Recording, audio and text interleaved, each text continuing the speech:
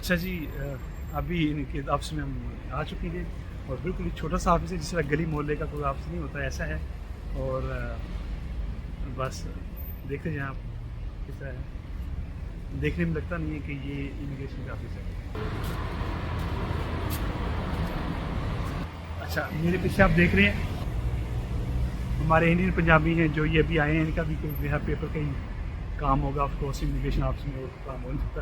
अच्छा, इमिग्रेशन के ऑफिस के सामने बहुत ही खूबसूरत पहाड़ी नज़र आ रही है आपको।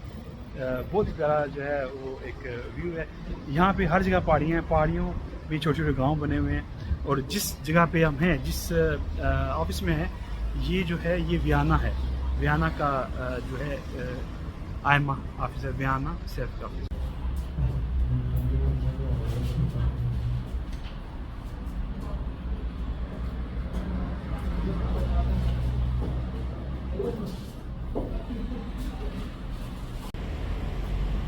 ये ऑफिस जो है छोटा सा ऑफिस है और ऐसे है जिस तरह हमारे गांव की गली मोहल्ले की जो है वो यूनियन काउंसिल है ना, इस तरह ये छोटा सा ऑफिस है। अच्छा, रश में कोई नहीं है, एक बंदा अंदर उन्होंने बुलाया, 2 हम बाहर खड़े।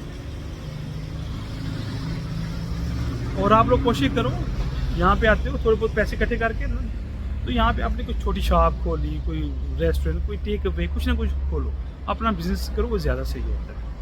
क्योंकि जॉब तब तक करो जब तक ज़रूरत है।